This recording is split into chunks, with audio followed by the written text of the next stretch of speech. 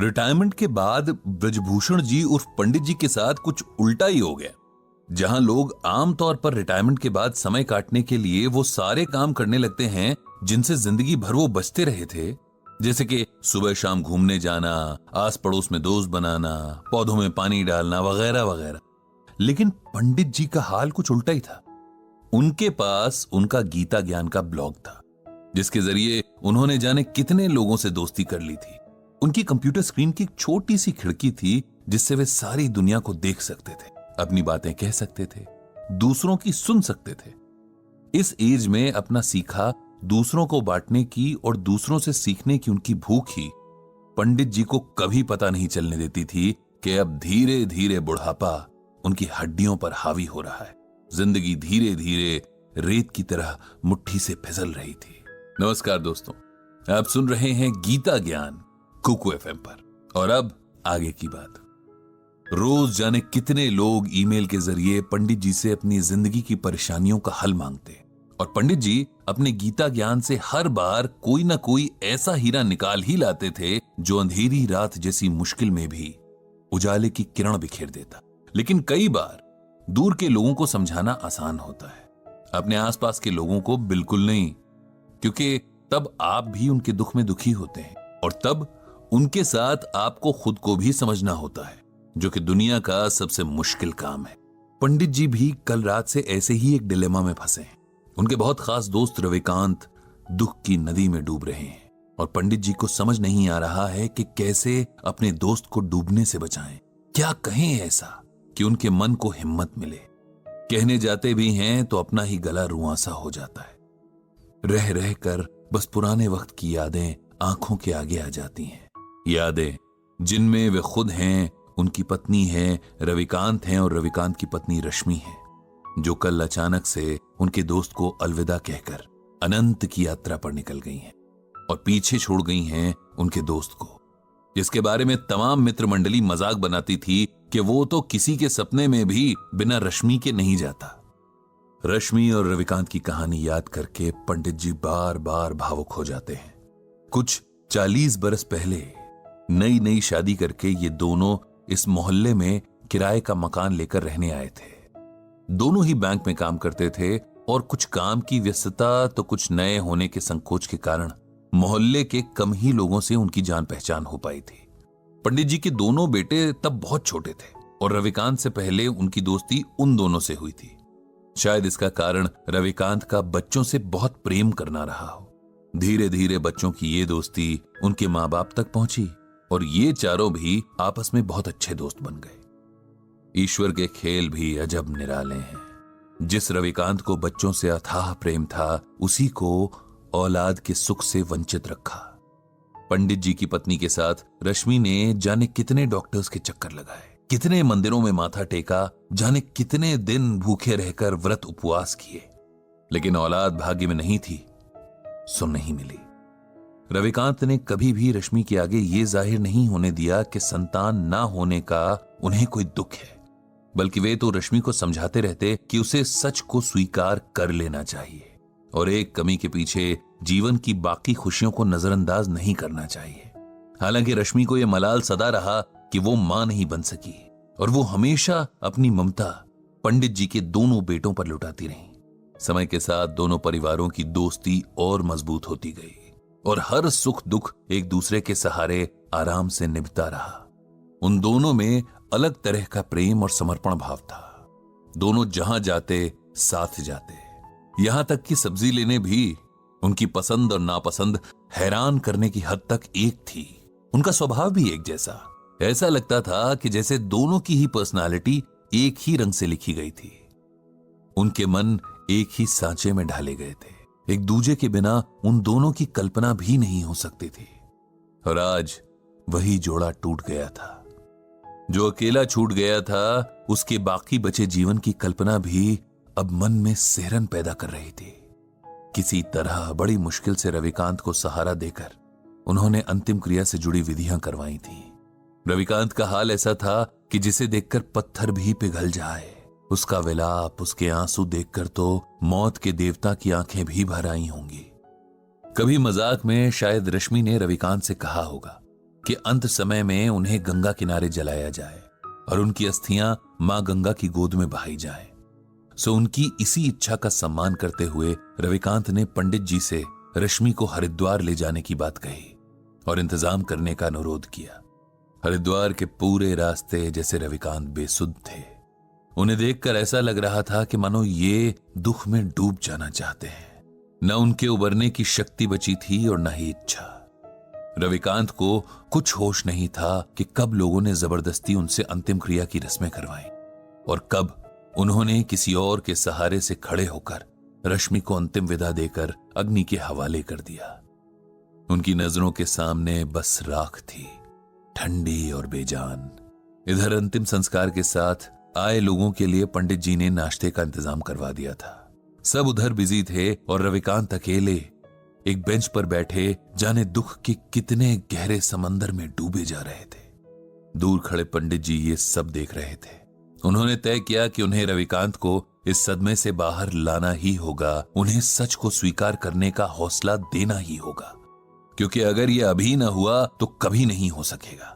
रविकांत के पास जाकर उन्होंने धीरे से उसके कंधे पर हाथ रखा और ऊंची आवाज में भगवद गीता का ये श्लोक पढ़ा। नैनम छिंदन्ति शस्त्राणि नैनम दहति पावकः न चैनम क्लेदयन्त्यापो न शोष्यति मारुतः। जानते हो रविकांत, इस श्लोक का अर्थ क्या है? श्लोक का अर्थ है आत्मा को न औजार काट सकते हैं, न आग उसे जला सकती है, न पानी उसे भिगो सकता है, न हवा उसे सुखा सकती है। आत्मा अजर और अमर है। यह श्लोक श्रीमद् भागवत के दूसरे अध्याय में है, उसी गीता में जो स्वयं भगवान श्री कृष्ण के श्रीमुख से अमृत बनकर बरसी और जिसकी ज्ञान गंगा में भीगने वाला हर मन मोक्ष पा लेता है। रविकांत का ध्यान आज सुनी हुई सारी बातों में बस इसी बात ने थोड़ा सा उसकी ओर खींचा। उन्होंने पंडित जी से पूछा कि उनके सुनाए श्लोक का यहां क्या मतलब है, क्या संबंध है? क्योंकि तुम शरीर और आत्मा का फर्क भूल रहे हो मेरे दोस्त। अपनी प्रिय पत्नी के शोक में तुम इस सच को अनदेखा कर रहे हो कि उसका सिर्फ शरीर नष्ट हुआ है, उसे चलाने वाली आत्मा नहीं, क्योंकि आत्मा तो अजर अमर है। एक शरीर से दूसरे शरीर की यात्रा करती है, एक जन्म से दूसरे जन्म का फेरा लगाती है। जो मिटा वो मिट्टी थी, जो जीवन शक्ति थी वो अब भी वही है, किसी और मिट्टी में जान फूंकने चली गई है। उसके लिए शोक करना बेकार है, ये उस आत्मा का अपमान भी है। उसे सम्मान के साथ विदा करना ही समझदारी है। यही बात हमें गीता में भगवान श्री कृष्ण अर्जुन को समझाने के बहाने समझा रहे हैं। हमारे मोह माया के बंधन हमें सच्चे लगते हैं, लेकिन सच सिर्फ एक है, और ये वही सच है जिसे भगवान श्री कृष्ण ने अर्जुन को बताया है कि आत्मा अजर और अमर है। इसीलिए शरीर के प्रति प्रेम रखना व्यर्थ है। तुम्हारी रश्मि की देह का साथ तुम्हारे साथ बस यहीं तक का था। इस सच को स्वीकार कर लो और उसकी मृत्यु को उसी भाव से स्वीकार करो जिस भाव से उसके साथ को स्वीकार किया था। माता पिता, बेटा बेटी, पति पत्नी, ये सब रिश्ते देह से जुड़े हैं। आत्मा इन रिश्तों से आजाद है। वो किसी अभिनेता की तरह बस किरदार निभाने तक देह में रहती है। किरदार खत्म तो आत्मा भी किसी और किरदार को निभाने निकल जाती है। जो अब तक जिया उसकी अच्छी यादों को समेट लो, वही जीवन की कमाई है। उसी के सहारे आगे का जीवन काटना है। उस आत्मा को प्रणाम करो और खुद को शरीर के मोह से आजाद करो। पंडित जी की इन बातों को सुनकर और भगवद गीता के श्लोक की व्याख्या सुनकर रविकांत के मन को ऐसी हिम्मत मिली जैसे किसी डूबते हुए को किसी मजबूत हाथ का सहारा मिल गया हो। जीवन के लिखे को स्वीकार करने की प्रेरणा ने जैसे उसके डगमगाते कदमों में ताकत भर दी थी। उसने तय किया कि अपनी मर चुकी पत्नी की यादों को सम्मान देते हुए अब उसकी मृत्यु की सच्चाई को भी सम्मान देगा और साथ ही और भी गहराई से श्रीमद् भगवद गीता के ज्ञान को समझेगा। इधर खुद पंडित जी का मन भी अब शांत हो गया था। उन्होंने मन ही मन श्रीमद् भगवद गीता और भगवान श्री कृष्ण को प्रणाम किया। उनको धन्यवाद दिया कि उन्होंने गीता के रूप में मनुष्य के लिए हर मुश्किल परिस्थिति का हल पहले से ही बता दिया है, बस उसे ढूंढने और ब्रजभूषण जी उर्फ पंडित जी ने गीता ज्ञान ब्लॉग जब से लिखना शुरू किया, उनके जीवन में बहुत सारे बदलाव आए हैं। हर बदलाव अच्छा हो ये जरूरी नहीं, लेकिन उनके साथ इस मामले में लगभग सारे बदलाव अच्छे ही हुए हैं। वैसे तो उन्हें बचपन से ही गीता में गहरी दिलचस्पी थी, लेकिन जब से ब्लॉग पर लिखना शुरू किया, तब से असल जिंदगी में इसके प्रयोग को लेकर उन्हें बहुत कुछ सीखने को मिला है, जो कि आप और हम कुकू एफएम पर यहां सुन रहे हैं। लेकिन जैसे एक सर्जन जब बीमार होता है तब अपना ऑपरेशन खुद नहीं कर पाता, ना ही अपने बाल खुद नहीं काट पाता, और इससे भी सटीक एक और कहावत कि घर की मुर्गी दाल बराबर होती है, लगभग यही हाल पंडित जी के घर का है। उनकी पत्नी के अलावा उनके घर में 2 बेटे हैं जो अच्छे खासे पढ़े लिखे, समझदार और अच्छी नौकरियों पर हैं। लेकिन जब बात पिता के अनुभव सुनने और उनकी सलाह मानने पर आती है, तब इन्हीं बेटों को अपने पिता की सोच पुराने जमाने की लगने लगती है। एक समय ऐसा आया जब पंडित जी को लगने लगा कि उनके बच्चों को न सिर्फ गीता के ज्ञान जानने बल्कि अपनी जिंदगी में उतारने की भी सख्त जरूरत है। बात साल 2020 की है, वही साल जब कोरोना महामारी ने पूरी दुनिया को अपने घातक पंजों में जकड़ लिया। पूरी दुनिया इसके डंक से कराह रही थी, क्या अमीर क्या गरीब, हर देश हर व्यक्ति इसके खौफ तले जी रहा था। ऐसा भयानक मंजर शायद हर किसी ने पहली बार देखा था। जो बीमार थे उन्हें बीमारी ने तबाह किया, जो बीमारी से बच भी गए उनके रोजगार खतरे में आ गए। लोगों को घरों में सिमट कर काम करना पड़ा और लगभग हर इंसान का मानसिक स्वास्थ्य किसी न किसी हद तक प्रभावित हुआ। यही हाल शास्त्री जी के घर का भी था। उनकी पत्नी हर वक्त परेशान रहती कि कहीं उनके परिवार में किसी कोई बीमारी ना हो जाए। बेचारी हमेशा एक खौफ के साए में रहती। पंडित जी के लाख समझाने पर भी उनका डर न खत्म होता न कहीं जाता। हर वक्त अपने दोनों बच्चों की चिंता में रहती, जो दूर दूसरे शहरों में लॉकडाउन के कारण फंसे हुए थे। किसी तरह कोशिश करके पंडित जी का छोटा बेटा अभिनव अपने शहर वापस आ गया। उसके ऑफिस ने घर से काम करने की सुविधा दे रखी थी। इस बात से पंडित जी की पत्नी को थोड़ा सुकून तो मिला कि चलो कम से कम एक बेटा तो आंखों के सामने है। उसके आराम, उसके खान पान का पूरा जिम्मा उसकी मां ने ऐसे उठाया मानो बेटा ना हो, कोई वीआईपी घर पे ठहरा हो। इधर पंडित जी का इनबॉक्स लोगों के सवालों, दर्द भरी कहानियों से भरा रहने लगा। कोई किसी अपने के चले जाने के गम में खुद को और अपने परिवार को संभालने की सलाह मांगता, तो कोई दिमाग की शांति के उपाय तलाशता हुआ उनके इनबॉक्स में दस्तक देता। कुल मिलाकर हर तरफ बस एक अजीब उदासी का माहौल था। पंडित जी ने नोट किया कि उनका बेटा अभिनव थोड़ा बदला सा लग रहा है। मां के लाड़ का जवाब कभी झल्लाकर तो कभी चिड़चिड़े स्वर में देता। पंडित जी पत्नी को समझाते कि बेटा बड़ा हो गया है, उससे 5 साल के बच्चे की तरह व्यवहार मत करो। लेकिन मां का मन कहां मानता है। सारा सारा दिन बेटा अपने कमरे में बंद रहता। दिन भर उसके कमरे से कभी किसी मीटिंग तो कभी किसी मीटिंग की आवाज आती रहती। खाना तक खाने वो बाहर नहीं निकलता। मां से कहकर अपने कमरे में मंगवा लेता। इधर पिछले कुछ दिनों से उसके फोन पर चिल्लाने की आवाजें बाहर तक आने लगी थीं। शुरू में पंडित जी ने सोचा कि काम का तनाव होगा।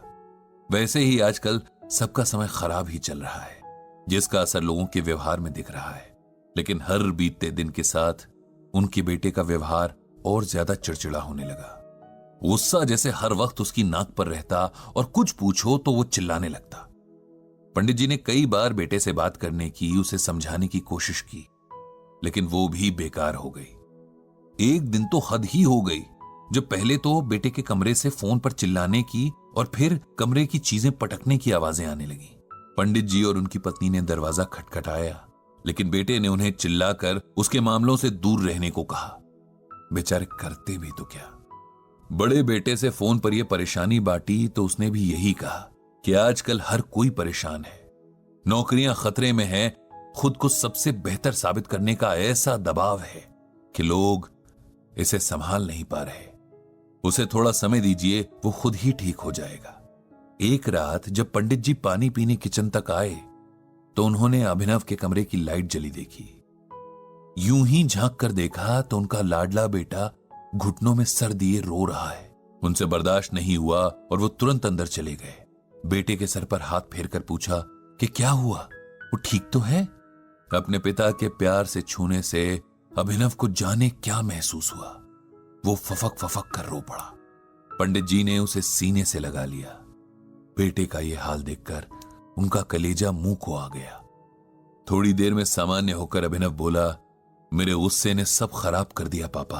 पता नहीं मुझे क्या हो गया है।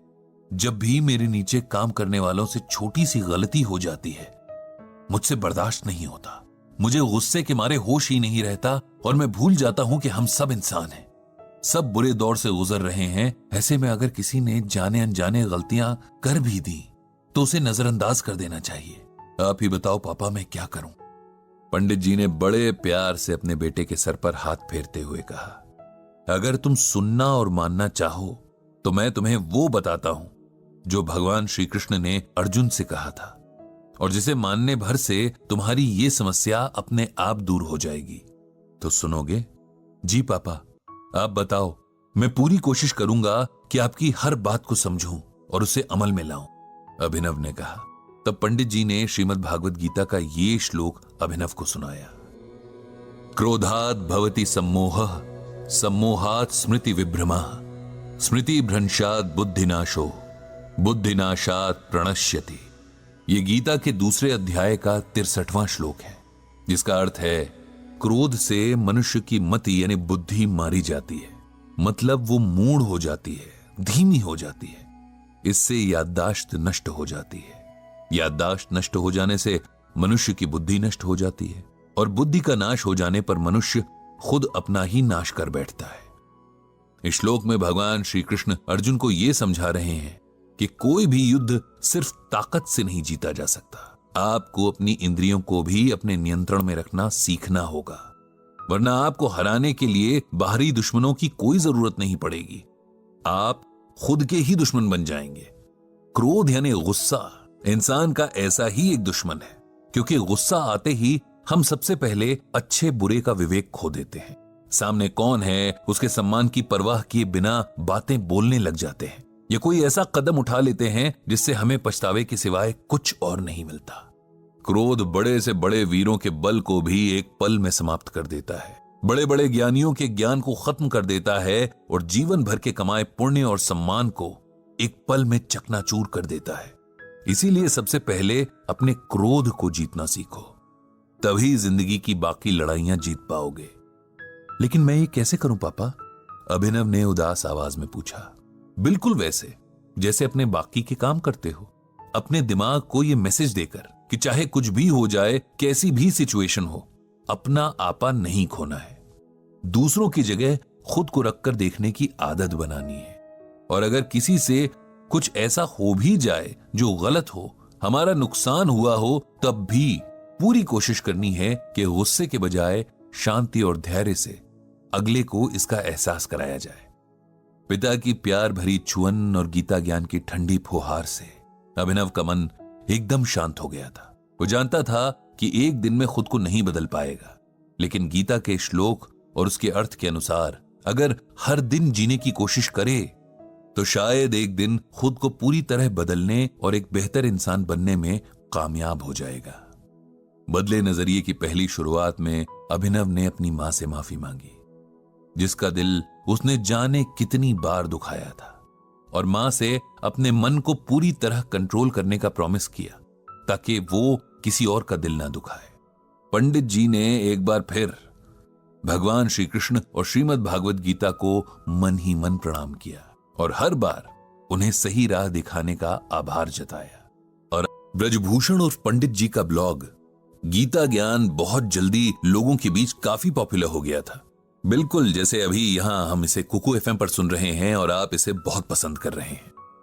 ये ब्लॉग कोई उपदेश देने वाले बाबा जी के उपदेशों का कलेक्शन नहीं था, न ही किसी तरह के तंत्र मंत्र से आपके जीवन की प्रॉब्लम सॉल्व करने की गारंटी देने की बात कहता था।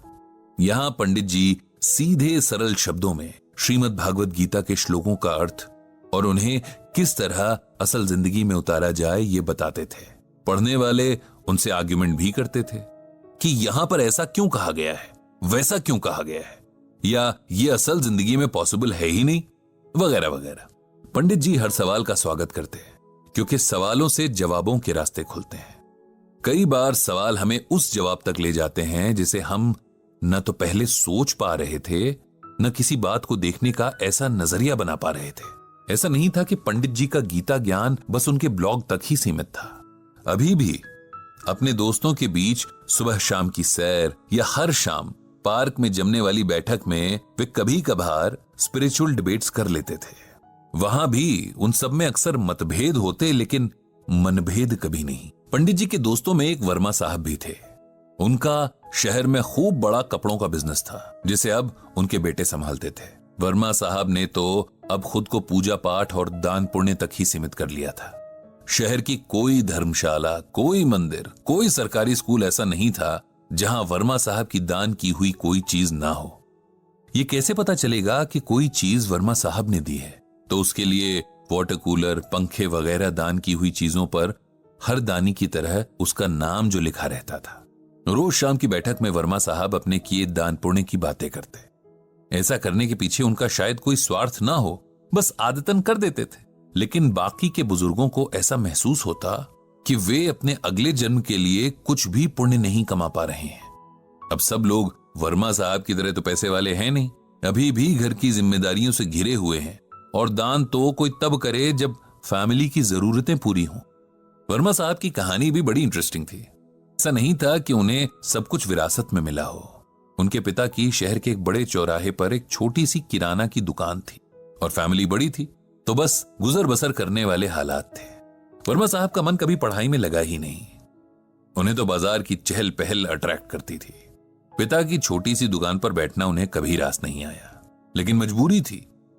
पिता ने साफ कह दिया था कि या तो पढ़ाई करो या दुकान संभालो। वर्मा साहब छोटी सी उम्र से दुकानदारी करने लगे। अब 20 साल के युवक हो गए थे और जिंदगी घर और दुकान के बीच ठीक ठाक ही चल रही थी कि एक दिन अचानक उनके पिता चल बसे। अब जाकर वर्मा साहब को एहसास हुआ कि पिता कैसे पूरे परिवार को बांधे हुए थे। उनके बाकी भाई तो पढ़ाई में बिजी थे और उनकी पढ़ाई के सारे खर्चे इस छोटी सी दुकान पर ही डिपेंड करते थे। इस तरह छोटी सी उम्र में एक तरह से पूरे परिवार की जिम्मेदारियां वर्मा साहब पर आ गईं, और कम उम्र में पड़े बोझ ने उन्हें वक्त से पहले ही सीरियस बना दिया था।